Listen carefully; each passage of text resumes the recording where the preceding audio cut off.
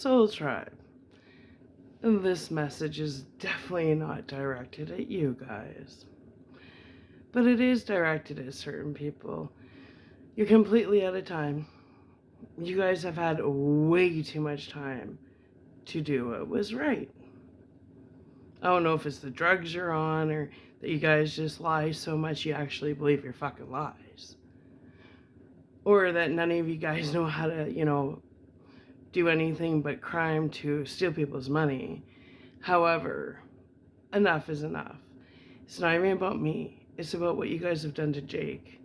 I know what I'm worth. I know what you guys have stolen from me. Grandpa Roger talked to me about this. Grandma Gabriella talked to me about this. I know about my book. I caught my mom. I've spent years tape recording you. I have tape recordings of Chelsea saying, I can't believe you're talking to Mom after all the lies she said about you in court. I have tape recordings of Chelsea talking about how Paul lost all the inheritance or tons of money in the stock market. Yeah.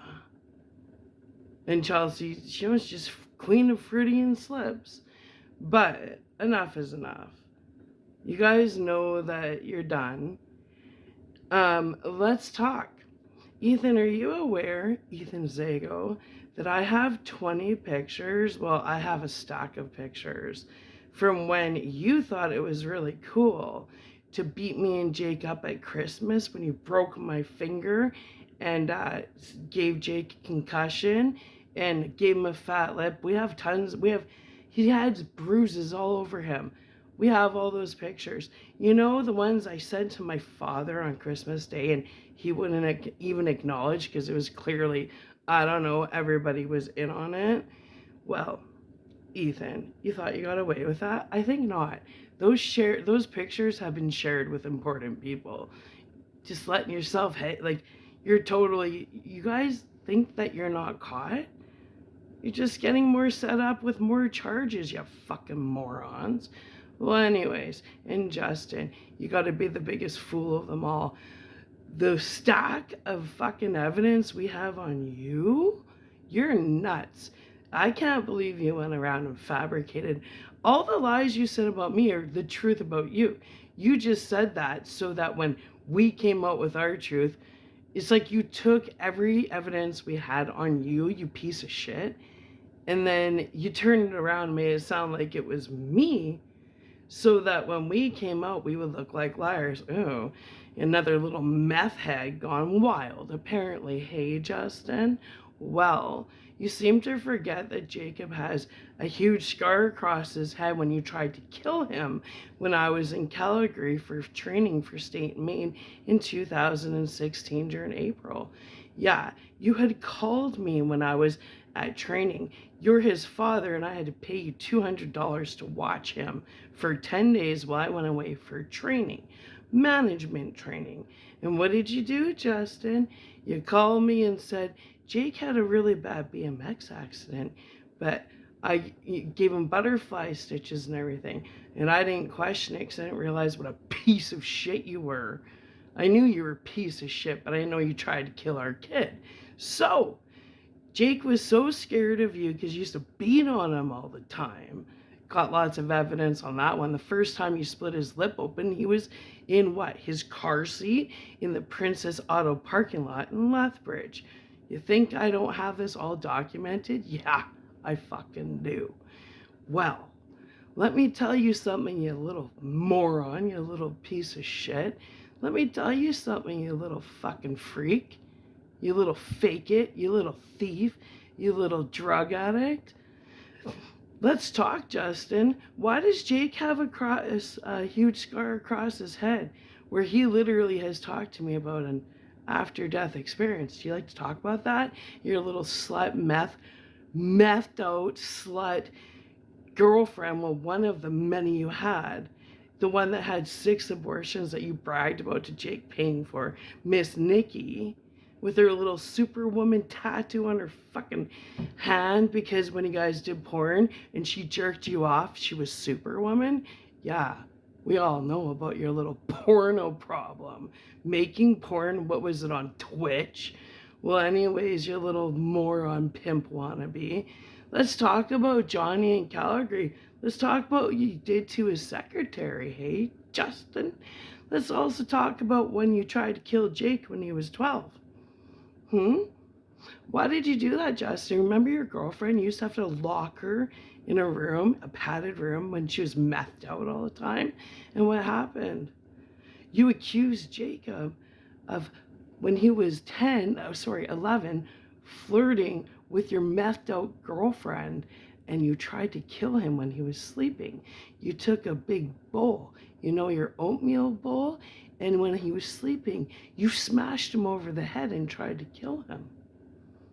And you accused him of flirting with your methed out girlfriend.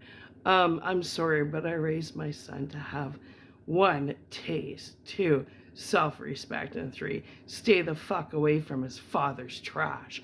Well, let's continue, Justin. The last time Jacob was in Medicine Hat or Redcliffe, trying to give you chance, thinking you weren't a complete write-off piece of shit, what did he do? He had a fire with some friends. And there was a girl he liked. She was 16 years old. And what happened then, Justin? What happened then? They had a couple drinks and Jake went in the house. And while Jake was in the house, you said to the 16-year-old exactly how you were going to fuck her and everything you were going to do to her. And then when Jake came out, his friends were so mad that they said, they literally told Jake that you were a pervert and that you're lucky that they weren't pressing charges, and they never talked to Jake again. And he came home shortly after that, right? Let's talk about BJ, Justin. Let's talk about the time I was working at Moxie's. And I went outside and there was all those Harleys. I'm not going to use names, but I had a very special friend used to protect Jake, saying, what the fuck is Justin, that little faggot ass, doing with my nephew on the back of his Harley going 180? I never thought you would do that to her, son. I said, who the fuck's your nephew? Because Jake always called him uncle, and it really bugged you because Jake always liked him more than he liked you. Well, anyways, what happened, you little fucking pansy ass puke slug of a excuse for a human being? What happened? I said, who's your nephew? He goes, fucking Jake. Jake was 7 years old. I said, what the fuck are you talking about? What's going on with my son? Do you remember this? He goes, Sarah, I have people riding undercover with that little gay ass thing Justin put together called the Dracos. Remember when you were supposed to go down for the crop shop, but then you got Glenn all wired up on, what was it, heroin, convincing him to go do your jail time, and you give him a Harley? Funny, where's Glenn today? I know that Harley's still parked in front of your house. Isn't that where you caught whatever from when you screwed his girlfriend? Yeah, I know about that one. The girlfriend that has a name that has 2 initials. Blank C. Yeah, I knew people that dated her before she got sick. Well, anyways, pretty sure that spread pretty fast through your circle. But let's continue. Yeah, I knew about that. I was told about you taking Jake as a decoy because you pissed all the bikers off and they all wanted to take you out. So you took our 6-year-old son on the back of your Harley without a harness doing 180 kilometers an hour while Jake freaked out. So nobody would hurt you because you're such a weasel. And then what happened?